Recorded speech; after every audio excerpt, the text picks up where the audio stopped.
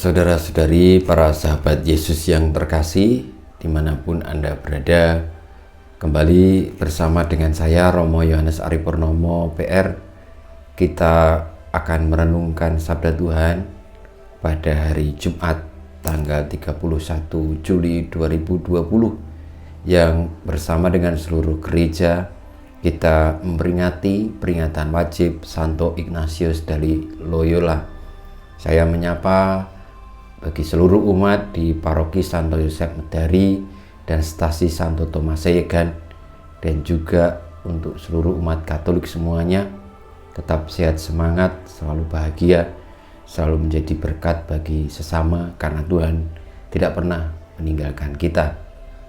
Marilah kita mempersiapkan hati, kita mengawali permenungan Sabda Tuhan dengan berdoa. Dalam nama Bapa, Putra, dan Roh Kudus. Amin. Allah Bapa Maha Mulia, untuk menyebarluaskan kemuliaan nama-Mu, Engkau menampilkan Santo Ignatius di tengah umat. Semoga dengan bantuan dan teladannya kami berjuang di dunia agar memperoleh mahkota di surga. Dengan pengantaran Yesus Kristus, Putra-Mu, Tuhan kami, yang bersama dengan Dikau dalam persatuan dengan Roh Kudus, hidup dan berkuasa Allah sepanjang segala masa. Amin.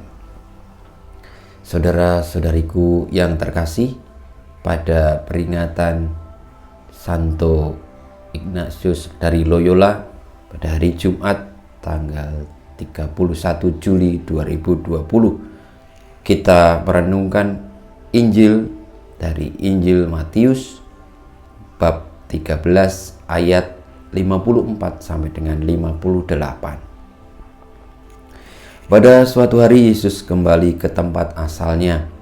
Di sana ia mengajar orang di rumah ibadat mereka. Orang-orang takjub dan berkata, "Dari mana diperolehnya hikmat itu? Bukankah dia itu anak tukang kayu? Bukankah ibunya bernama Maria dan saudara-saudaranya Yakobus, Yusuf, Simon, dan Yudas? Dari mana diperolehnya semuanya itu?" Lalu mereka kecewa dan menolak dia. Maka Yesus berkata kepada mereka, "Seorang nabi dihormati di mana-mana kecuali di tempat asalnya sendiri dan di rumahnya." Karena ketidakpercayaan mereka itu, maka Yesus tidak mengerjakan banyak mukjizat di situ. Demikianlah Injil Tuhan kita. Terpujilah Kristus. Saudara-saudariku, para sahabat Yesus yang terkasih, pada peringatan wajib Santo Ignatius Loyola, kita semua bersama dengan seluruh gereja dikuatkan oleh sabda Tuhan tentang bagaimana saat itu Yesus tidak diterima di tempat asalnya sendiri, karena Yesus sudah dikenali sebagai anak Maria, dan saudara-saudaranya Yesus pun sudah dikenali ada bersama-sama dengan orang-orang di situ. Dan biasanya kalau orang sudah kenal, seringkali justru tidak melihat apa yang lebih dalam, karena mereka tahu dan percaya bahwa Yesus ya hanya anak seorang tukang kayu. Tidak ada hikmat yang diberikan kepada seorang anak tukang kayu yang sederhana. Tetapi sebagai orang-orang yang percaya kepada Tuhan, marilah kita melihat lebih jauh sebagaimana yang Tuhan Yesus sabdakan, bahwa seorang nabi tidak diterima di tempatnya sendiri. Seringkali kita memiliki ketidakpercayaan kepada orang. Seringkali kita underestimate atau menilai orang atau menilai seturut dengan yang kita pikirkan, maka tidak seperti yang senyatanya. Dan kadang-kadang yang kita pikirkan itu di bawah standar yang senyatanya, karena setiap orang pasti ingin dirinya dianggap baik daripada orang lain atau berada selevel lebih tinggi.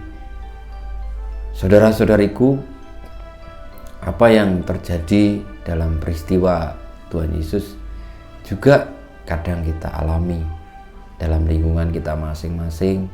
Kadang-kadang kita merendahkan orang, tidak mempercayainya hanya karena dia berasal bukan dari golongan atau kelompok yang dipandang. Tetapi kalau kita mau lihat lebih jauh, karya-karya Tuhan juga ada dalam diri mereka itu.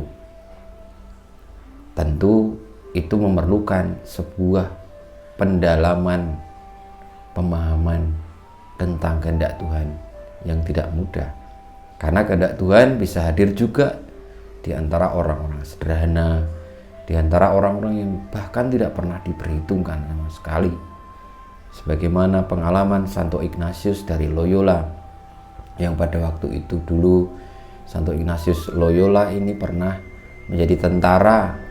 Lalu dia terpanggil ketika usianya sudah cukup dewasa, dan orang melihat, oh dia mungkin tidak akan kuat untuk belajar filsafat teologi menjadi imam, dan juga apakah dia mampu bertahan dalam proses pendidikan sebagai seorang calon imam. Tetapi karya Tuhan hadir di dalam diri Santo Ignatius ketika akhirnya dia boleh untuk melahirkan atau mendirikan atau memunculkan Ordo Serikat Yesus yang bahkan tidak pernah terpikirkan sebelumnya. Tuhan menggunakannya untuk mewartakan karya Injil keselamatannya dengan lebih luar biasa lagi melalui Ordo Serikat Yesus atau sahabat-sahabat Yesus. Maka saudara-saudariku, marilah kita melihat kedalaman hati orang, dan disitulah karya Allah tampak. Jangan melihat yang kelihatan saja, jangan melihat statusnya saja, jangan melihat penampakan, karena penampakan bisa jadi membuat kita keliru, tidak mengerti kehendak Tuhan yang lebih sejati. Termasuk dalam hidup ini, selain kita melihat orang lain, marilah kita juga melihat diri kita sendiri. Kadang-kadang kita merendahkan diri kita sendiri, mengunderestimate atau menilai di bawah rata-rata diri kita sendiri. Padahal sebenarnya Tuhan hadir di dalam diri kita masing-masing dengan segala keunikan pewahyuannya yang bersumber dari Tuhan Yesus. Semoga dengan peringatan Santo Ignatius dari Loyola ini, kita semua dikuatkan dan diberikan kekuatan secara khusus untuk melihat lebih jauh, sehingga tidak pernah merendahkan orang lain, juga merendahkan diri sendiri, tetapi menyadari bahwa karya Tuhan itu hadir di dalam diri siapapun dan juga termasuk di dalam diri kita. Dengan demikian, akhirnya karya Tuhan yang diwartakan dan keselamatan dianugerahkan. Kemuliaan kepada Bapa dan Putra dan Roh Kudus, seperti pada permulaan, sekarang, selalu, dan sepanjang segala abad. Amin. Ya Yesus, jadikanlah hati kami seperti hati-Mu.